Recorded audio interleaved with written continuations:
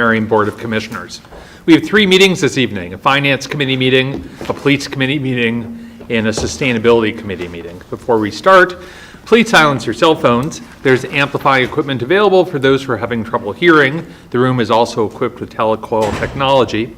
And later, when the floor is open for public comment, we'll first take comment from those who are in this room. We ask that you use this podium to your left. Then we will turn to those who are attending virtually. We are going to start with the Finance Committee, and I recognize its chair, Commissioner Zeloff. Thank you, President Sinai. There's but one item on tonight's Finance Committee agenda. It's for the committee to consider a professional engineering services contract, and our Chief Financial Officer, Adam Chomsky, is here to tell us more. Good evening, Board of Commissioners. The item tonight is for approval of our recommendation of awarding a contract to Carroll Engineering. Every once in a while, the township puts out an RFP for engineering services predominantly related to the CDBG funded ADA curb cut ramps for that year's capital project. The township received 2 proposals and has recommended, based on cost and experience, Carroll Engineering. The contract would be for 1 year with possibility of 2 additional 1-year extensions. And in your packet, I included the 32 ramps for this year's project. And I'll be happy to answer any questions you may have. All right, before we have questions and comments, I'm going to make a motion that the Finance Committee consider for recommendation to the Board of Commissioners approval to award a contract for professional engineering services for CDBG funded projects to Carroll Engineering Corporation with the recommendation of the Chief Financial Officer and the approval of the Director of Building and Planning in the amount of $55,200. Do I have a second? I do, from Commissioner Epstein. Thank you, Adam. Is this a requirements contract, or is this a lump sum for this list of ADA ramp projects? It is a lump sum contract for the ramps. However, we also use this contract for additional engineering services as needed related to the owner-occupied rehabilitation project, so it's a little bit of both. So what is the pricing then for work that this engineering firm does on the owner-occupied homes that are income qualified for CDBG funding? It really depends on the amount of work. I don't know how much we have in a given year, but we get a slate of hourly rates, and it really depends upon if we have a engineer 1, engineer 2 on a given project, so it really varies. So it's hourly rates that are established? Yes. Without an amount? Correct. Without a maximum or a minimum? Correct. It's really as needed. So from, like I said, from that perspective, that portion is as a requirements contract of sorts. Yeah, okay. Have we used Carroll Engineering before? We have not, but the panel that recommended the 2 proposals that were fielded were comfortable, and staff on hand that has experience with Carroll and other areas were comfortable with their qualifications. Great. Okay, thank you. Do committee members have any questions or comments? Commissioner Bernheim. Thank you very much, Commissioner Zeloff. You were coming around the question I had, because as I looked at this, it first jumped out to me. It says, all right, $55,000 of engineering for a project of $200,000. 25% of that seems a little bit high, but your memo indicates that's the major project. So in response to Commissioner Zeloff, there are other projects besides just these 32 curb cuts for which the $55,000 fee you're charging relates. Do I have that correct? Say that again, I'm sorry? Yeah, I'll try it in English. So the $55,000 engineering fee that we're about to approve, theoretically, applies to more than just the 32 curb cuts, which have been assessed at a cost of $200,000. No, I don't think it does. I think that is the lump sum amount for the 32 curb cuts and engineering related to those. I think our manager is going to provide it some more information. It is. The 55.2 is for the curb cuts, and yes, sounds expensive in terms of the total estimated cost of $200,000. But remember, each and every ramp has to be surveyed, a drawing prepared, bid specs prepared, and so it ends up being a lot of engineering work for a relatively small amount of construction. Yeah, I assume, one size does not fit all for each of them. But within the 200,000, had we baked in the idea of the 55, or that's on top of the 200? That's baked into the cake of the 200,000, that rough approximation of what the engineering takes for these type of projects. All right, thank you, and I apologize for my poorly worded question. Well, Adam asked for a better question, he got it. Other committee members with questions or comments?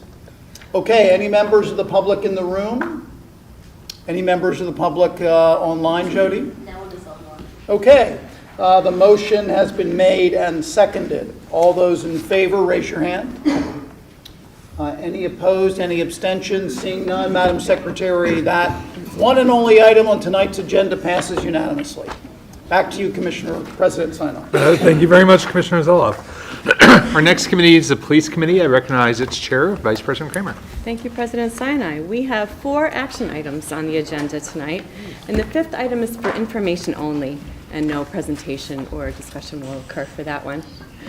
I'll start with making a motion to recommend to the Board of Commissioners authorizing execution of a memorandum of understanding between the Lower Merion Township Police Department and the Flock Group for the purpose of allowing the police department to have access to Flock Group's license plate reader system. Do I have a second?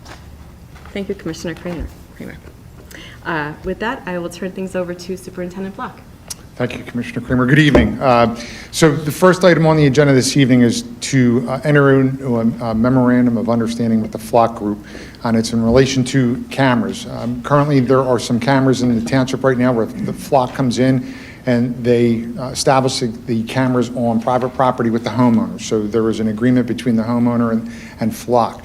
Once they're installed, there is an MOU that, if it's signed off, would give the police the ability to look at the data on the camera that's installed for any vehicles that are on the street. It includes a license plate reading unit that's integrated into the camera itself. The homeowner, with the security camera, can see the videos and whatnot, but they cannot access the vehicle ownership or anything that's related to the vehicle itself. So for us in Upper Merion Township has the MOU in place. They've had it for 4.5 years. What it does is if there is a suspicious vehicle on the street, it's recorded on the Flock system, and then we will get an alert if the vehicle is involved in, if it's stolen, if it has a suspended registration, or the vehicle owner is wanted. That's part of the alerting system with Flock. So it is a license plate reader system that's there, but the homeowner must grant the access through Flock, and then once that occurs, the MOU is here on what our parameters are with it. So it's a reactive tool that's there. In my opinion, it's a force multiplier, especially when we have criminal activity afoot in the area where the burglaries are occurring. It's another tool that we can use to obtain information on people that may be committing these crimes on our streets. Okay, thank you. I will turn to Commissioner comment, but before we do so, anybody in the room, any member of the public in the room like to comment? No? All right. Still nobody on Zoom? Okay, any commissioners with questions or comments? Commissioner Bernheim. Yeah, I just want to keep everybody here as long as I can.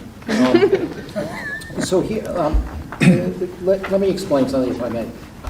There's skepticism that I always have about Big Brother watching type of thing, and the cameras coming in and what they can and can't do. And I know that there has been, I don't know if it's Flock, but with a number of other situations where there have been lawsuits and claims that have been made about invasion of privacy. Very sensitive to that issue. Here I note that in their contract, they then say, all right, we'll have a limitation of liability in case anything occurs, and their limit's to $100. So with that being said, are you aware of any issues or difficulties that have arisen from Flock or something similar? Not as of right now, no. And we also, just to refresh everybody's memory, we also have the Viper system, which is in the township, and that is paid for by the county, which is another license plate reader system. And they are mounted on mostly traffic masts throughout the township. And we haven't had issues with that. So these are private companies that, that are interfacing with county government and local government. Gil-High has also looked at this as well, and reviewed it and approved what they have in there. But to this point, I am not aware of any issues that have occurred with it. Okay, all right, thank you. Thank you. Commissioner Rossman? Well, we're not going to do, but we're going to talk about red light cameras, flock, and now we have Axon being installed in the police cars, and my understanding was they would read license plate numbers too. Yes. Is there any one company that handles all this? It seems like we're spreading ourselves over 3 different companies. I think about what happened with the chromosomes. That company went out, 22andMe or something, out of business, and they have all this proprietary information. So I'm wondering if there's, I'm sure you've looked into it, but I just need I need an explanation. So there are 2 nationwide companies that are doing this right now. Axon's one and Flock is the other one. They're nationwide. Viper is regional. It's in the 5-county region here. They're all private companies. Some are trading on the stock market, some are not. So it's a competitive thing. This is not costing us any money. They're the vendor that's in town right now, and it's just a situation. If the homeowner wants to grant us the access to the cameras through the MOU, then we'll have that in the event that there's an incident in their neighborhood. There's been a lot of discussion with residents in the Bryn Mawr and the Villanova area where they want to put them on their streets, and they were inquiring about the MOU. And I said, we have a process that we will work through with it. So they were aware, they're not here tonight, but they were aware that we were going to discuss it at the police committee for it. But this is all information that is obtained through this is all coming off the public streets, the vehicles that are on the street and whatnot. So with that, obtaining that information, and we do it with our Axon, our new in-car cameras. We've already had a couple of success stories where officers were out and they were alerted to a vehicle that was stolen or a vehicle that there may have been related to a shooting in the city of Philadelphia. They made the stop for further investigations, and a weapon was recovered on it. So it's embracing a lot of this technology, A, to find out what's going on, and B, most importantly, to keep our officers and our residents safe as well. Well, these are well-founded companies with a good reputation. So far, as far yeah, as you know. yes, yes. I mean, Axon is huge. I'm just seeing all these other ones coming into. Yes, there's competition out there, but we're here. We're just trying to glean the information, from them, for the safety and security of our township. Okay, thank you. Thank you. Any other? President Sinai, and then Commissioner Grimes. Okay. Thank you, Vice President Kramer. Thank you, Superintendent Block, for this. So there are already a bunch of cameras on people's property because Yes. they have doorbell cameras, et cetera. Some of them pick up the street, and I know that because I had a resident who said, hey, here's a car that zipped by a school bus with a stop sign out. Can you do anything about that? And so what is the difference between this and that is just simply that this automatically can read the license plate versus a Ring camera that might send us a picture. We can't do anything with that, but if you could make out the license plate, then Yes. we're not allowed to. So it's got a component in there that it captures the license plate and it goes into their cloud-based database, and essentially interfaces with the Commonwealth of Pennsylvania, the Department of Transportation, the integration of the license plate, and then it goes onto their data page or their dashboard, if you will. So that information's in there. Now, Flock is nationwide. So if you had the ability, which we don't, we could be checking vehicles out in California if they're wanted. This is just for the Commonwealth of Pennsylvania, but that's integrated in there, and it's only accessed by law enforcement. Yeah. As your neighbor, the homeowners say that they can see the vehicles on there. We recently had an incident over off of Cherry Lane where there was one, and the residents there were providing us pictures of the vehicles that were there, and then we followed up with Flock on it. Yeah. But it's integrated into their system, and with the MOU, if the MOU is approved, then we have the ability to access that. And we've had a long-standing policy here within the police department that there are certain times that you access it. It's not just something, hey, let's search, Cherry Lane, or let's search Sidbury Lane. It has to be related to an incident and there's an incident and control number that goes with that that has to be entered in there. So for audit purposes, we know why that information was being checked through the license plate readers and the state. Oh, great. I mean, this makes a ton of sense to me. I mean, it just seems like information that's kind of being collected anyway and in public areas, and this is just a more efficient way of using it when necessary. Correct, but it's only available to law enforcement. Well, but It's it's only not- available to law enforcement. And it's That's not the something that we important can thing. release because it's under the Criminal History and Korea Act with the Commonwealth. Okay, thank you very much. Thank you, Vice President Kramer. Sure. Commissioner Grimes? Yeah, thank you. So, first, let me recognize and thank Superintendent Block, who spent a decent amount of time answering my emails and talking to me about this.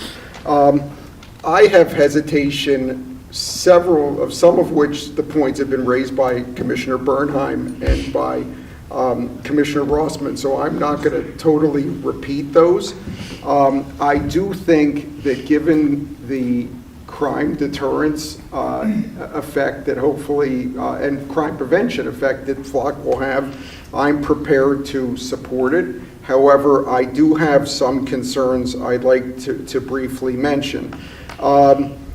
We've heard about that FLOC's a private company and that they're going to have data. And yes, there's already other companies that aggregate license plate data and things like that. What the difference is here is that FLOC is aggregating, could basically paint if enough people have cameras, FLOC could find out every driver's patterns of driving around the township.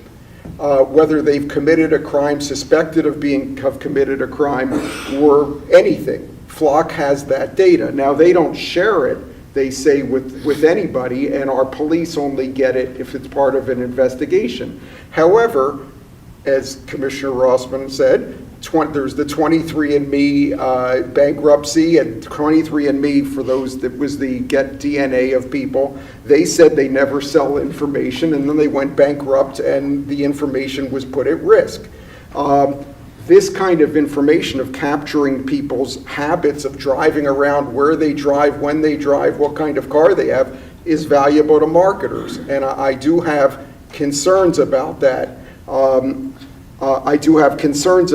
And I think that some residents, had there been more time to flesh this out, maybe they would be also. I think that, this is at no cost to the township. On the other hand, I do think that FLOC is going to sell cameras based on the fact that LMPD is using the service. So I do think we have responsibility, and I am concerned, as Commissioner Bernheim said, about the $100 cap on liability. I will say that I wonder whether it's in the township's best interest to enter into an MOU with a party that says that we're terrific, believe us, but we're only going to be responsible for $100 if we screw up. And I hope that even if the board approves this tonight, that we will look at that again as to whether that makes the most sense to be part of the MOU. The last thing I raised with Superintendent Block, and I hope that staff, if we approve this tonight, will think about this, is whether there should be signage at entrances to the township, or certain entrances about this. Again, as Superintendent said, there's been cameras, license plate readers all the time, but not that aggregate information, driver's information of where they go, and to the extent that we have it.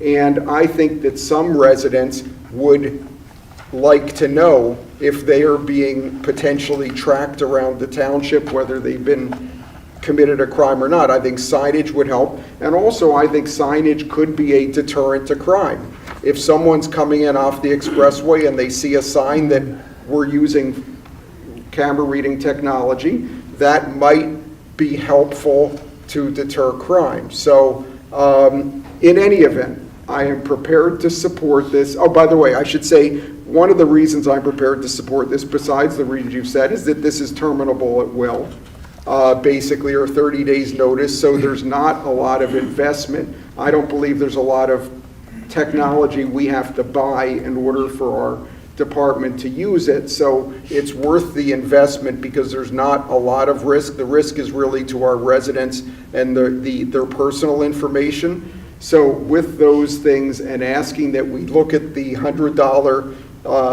limit on liability and whether there should be signage, I'm prepared to support this. So thank you very much. Thank you. Okay, any other commissioner comments? All right. Oh, Commissioner Epstein. Just really quickly, I get why we're doing it, but I'm not entirely comfortable with us relating this to people's actual genetic information that's tied to their name in like a 23andMe situation. A license plate, I think we're all aware when you register your car, you're attaching your name and information to that car and that license plate. It's literally the purpose of it. So I think the expectation of privacy is different. I think the signage is great. I think the theft deterrent is great. I just don't know that it rises to the same level as people's genetic and health information. So maybe we could separate them in further conversations. Thank you for that. Any other commissioner comment? All right. With that, we'll call for a vote. All in favor? All right. None opposed? Madam Secretary, that passes unanimously. Thank you. Okay, onward to our second agenda item, and I'll start with a motion to recommend to the Board of Commissioners authorizing the Township Secretary to advertise notice of intent to adopt an ordinance to amend the Code of the Township of Lower Merion, Chapter 145, Vehicles and Traffic, Article 11, Immobilization, Towing, Impoundment, and Storage, to provide definitions for barnacle, immobilizing service and person, and to provide regulations regarding the licensing of immobilizing services, the requirements for the implementation of immobilizing practices, and a maximum immobilizing fee that may be charged. Do I have a second? I do not. Oh. Thank you, Commissioner Epstein.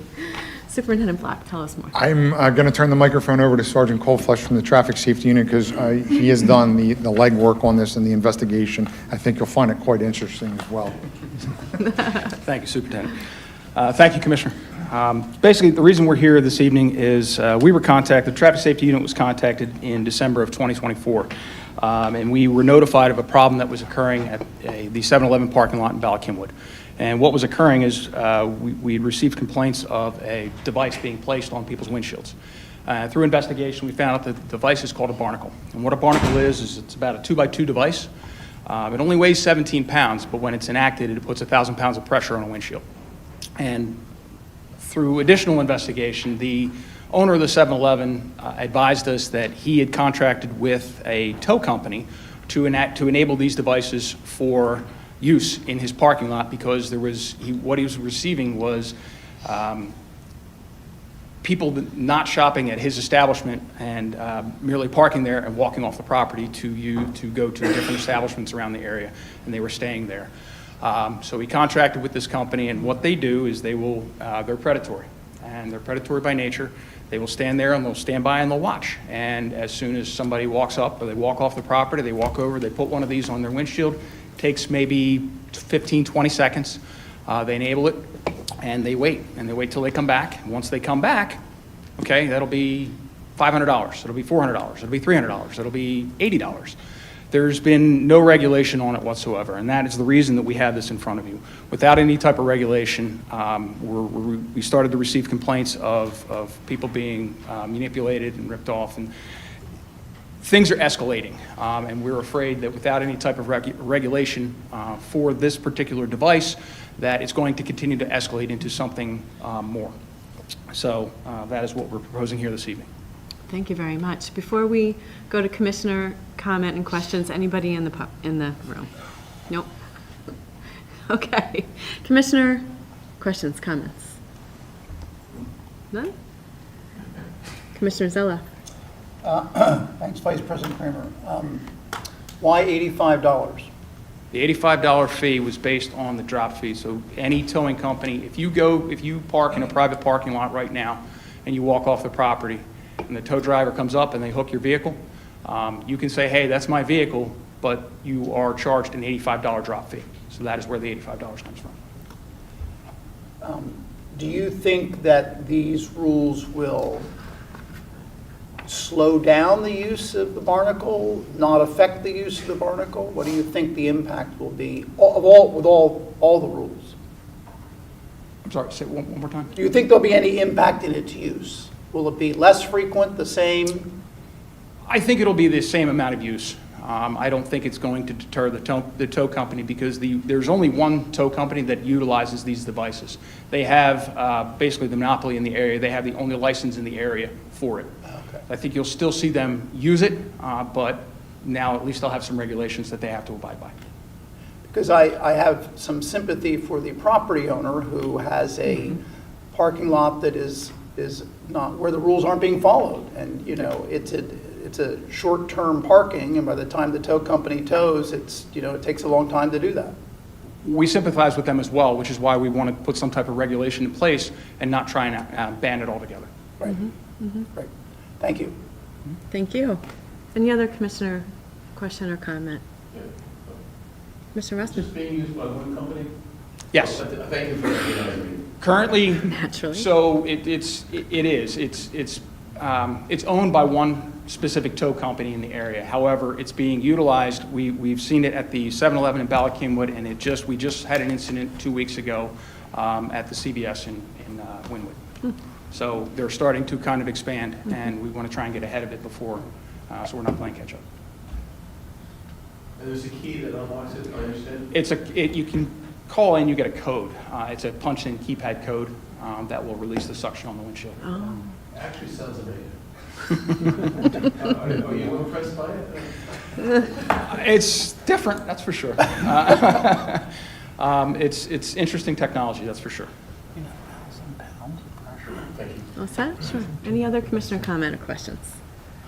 I appreciate you bringing this to our attention. I had no idea this was going on. I heard there's been some adventures and misadventures, including people driving off with these things attached to their windshields. And I'm glad that you're looking out for the general public with this. So yes, I think it's a great idea. It makes a lot of sense to support. So with that, I'll say I'll call for a vote. All in favor? All right. Any opposed? No abstentions. Madam Secretary, that passes unanimously. Thank you, Sergeant Koflesh. All right, moving on to item number 3. I will make a motion to recommend to the Board of Commissioners authorizing the Township Secretary to advertise notice of intent to adopt an ordinance to amend the Code of the Township of Lower Merion, Chapter 145 thereof, entitled Vehicles and Traffic, Article 11. Wait a minute, that's the same one I just read. Is it? Nope, it's not. Okay. Entitled Vehicles and Traffic, Article 11, Immobilization, Towing and Impoundment and Storage, to increase the charge for a towed removal from a premises at the request of the police from $125 to $200, to increase the 24-hour storage charge for vehicles thus removed from $45 to $65 for each full 24-hour period that the vehicle has been in storage, and to charge a $100 administrative fee for services in processing the storage and release of an impounded vehicle. Do I have a second? Thank you, President Sinai. Anybody in the room who would like to make a comment? Nope, nobody's on Zoom. Superintendent Block. Thank you.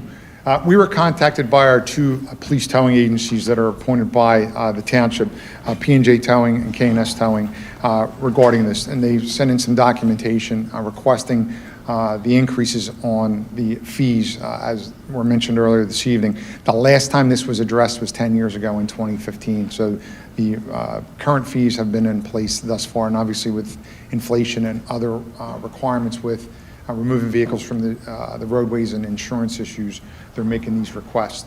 So we fully support this, and we've checked with the surrounding townships, and it's in line with what other townships have right now. But like I said, it's been 10 years since the increase. And the administrative fee, the reason they made that request is there's a fair amount of time that the towing agencies now have to deal with insurance companies to have the vehicles removed from their lots if it's brought in from a motor vehicle crash.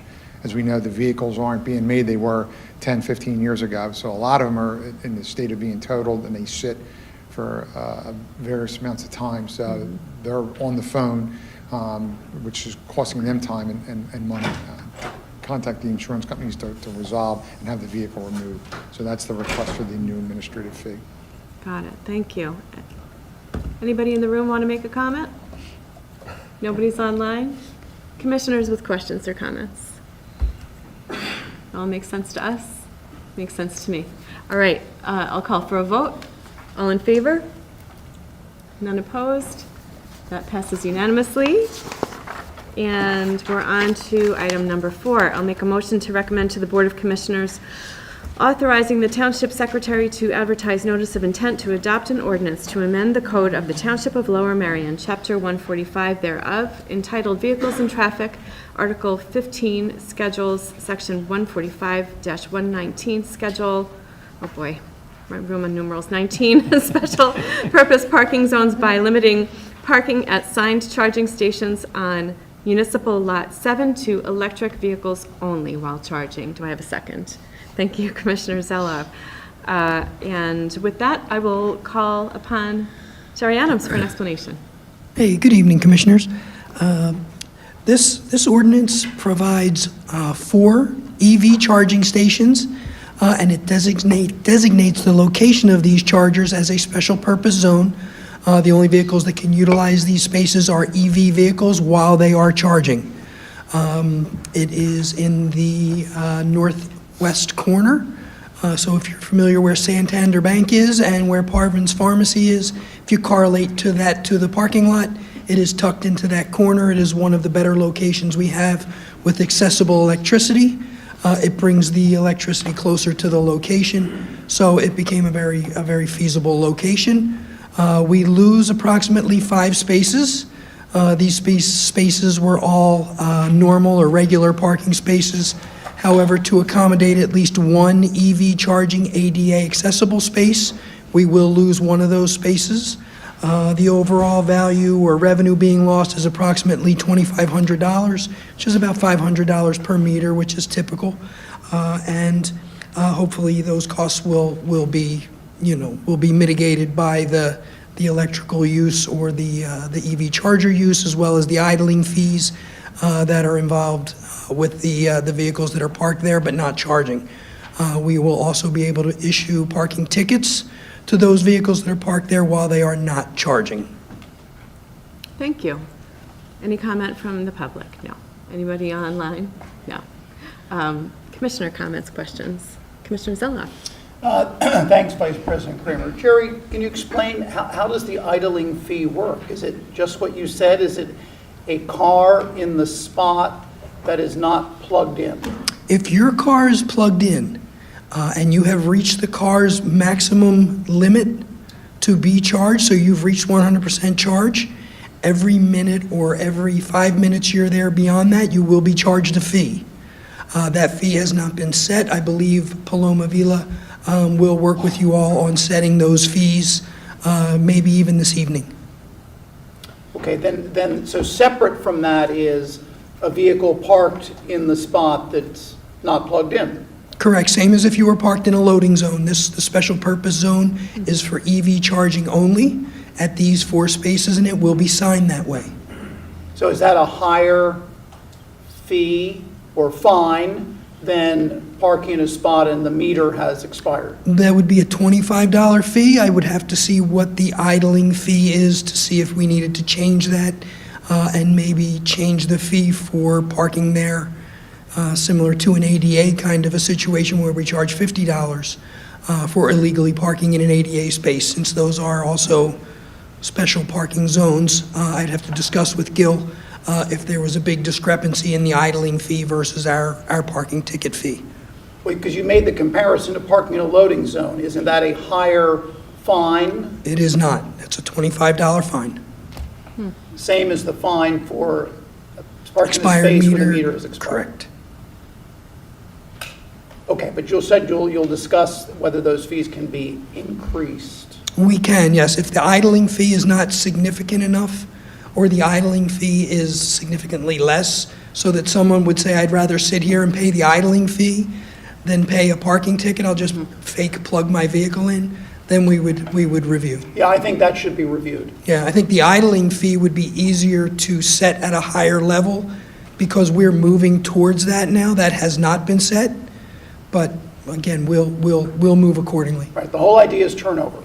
And Correct. cars that are not plugged in or no longer need to be plugged in, there should be a disincentive to leave them, right? Correct. The owner has to be active in paying attention and moving the car. Yes. Great, thank you. President Sinai. Thank you, Vice President Kramer. And thanks for this. I just want to piggyback on Commissioner Zeloff's comment because I was actually also going to ask about the fine. But just to be clear, like I think we want to distinguish between two kinds of cars. Like one is the electric vehicle parked in the spot, like that doesn't have to be happen to be drawing electricity. That's the idling fee, right? And that should be high enough to deter that behavior. Then there's the non-electric vehicle parked in the electric vehicle spot, would never be able to plug in. And I agree with Commissioner Zeloff. They should just get a huge ticket. And I don't know how high we can go, but like $25 seems to me to be way too low. It should be significantly higher than that. Like you should never have someone who's like, oh, okay, I'd just rather have a parking ticket than like, and just occupy that spot. Yeah, now, we will not make a differentiation between an electrical vehicle not plugged in and a, Completely agree. a Dodge Ram diesel. If it's the not owner of an plugged electric in, it's getting a vehicle, ticket. like somehow does not plug in and is using that space, they deserve the fine. Correct. Okay, thank you. Thank you. Okay. Any other commissioner comment or questions?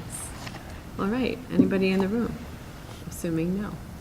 Anybody online? All right, with that, we'll call for a vote. All in favor? Any opposed? No abstentions. Madam Secretary, that passes unanimously. And I will note again that item number 5 on the police agenda tonight is for information only. And thank you, Superintendent Block. Did you have anything else that you Yes, needed? one other item, Okay. if I may. Yes. I just want to inform the police committee and the board, as I did, I sent an email out earlier this year, but today was a very, very happy day for the police department. We had the 2024 Officer of the Year luncheon that is sponsored by the Kiwanis Club of the Main Line. So our township manager, Ernie McNeely, was there, Commissioner Zeloff, and Dr. Rossman, along with several officers supporting Officer John DeVore, who was elected by chosen by his peers for the 2024 Officer of the Year. He's a rock star, as I stated in the emails earlier, with several very impressive arrests over 2024, and he's always keeping our residents and our township safe at all times. So I just wanted to let everybody know it was a very nice day for the police department, and we're very grateful to the Kiwanis for hosting this every year. Yes, thank you for that. Thank you. Thanks to Officer DeVore. All right, and that concludes the business of the police committee and my attendance at this meeting. Okay, have a very good evening, Vice President Kramer. Don't smile too much on your way out. We have one more committee meeting this evening. It's the Sustainability Committee, and I recognize Chair Commissioner Courtney. Thank you, President Sinai. We have one item on the agenda tonight, and it is sort of the analog to the one we just discussed in Finance Committee regarding electric vehicle charging and the pricing we will have there. To get things started, I move that we consider for recommendation of the Board of Commissioners authorizing township staff to determine and periodically adjust pricing based on market rates and EVSE utilization for electrical vehicle charging stations located on township properties. Do I have a second? Thank you, Commissioner Kramer. Paloma, take it away. Hello, good to see you. It's been a while. So the issue before you is pretty straightforward. The action is to authorize staff to determine and periodically adjust the pricing of the electric vehicle service equipment that we install based on market rates and utilization. So as Commissioner Courtney mentioned, in May of last year, before putting the Lot 7 EVSE project out for bid and before entering into a new electricity contract, staff proposed a fee of 20 cents per kilowatt hour during the day and 15 cents per kilowatt hour at night. We have since gathered new information that's led to a desire to slightly change the pricing before the chargers go online. They haven't been installed yet, so we're kind of looking into, as we get them online, what do we want to charge for them? But more importantly, we've gained a better understanding overall of the many variables that go into how much the chargers are utilized and what our costs and our paybacks are going to be. So that really is what this request is that we're really asking for the flexibility to be able to evaluate those factors on an ongoing basis and move, as we move forward with this and hopefully future EVSE projects, with the goal, of course, to be able to optimize EVSE utilization, encourage that turnover, things like that, and break even on our operating costs. And so we're asking to allow staff to adjust that pricing based on that ongoing evaluation without the need to request permission from the board for every change.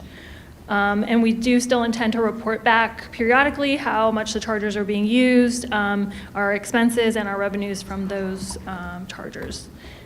That's it, and I welcome any questions you have. All right.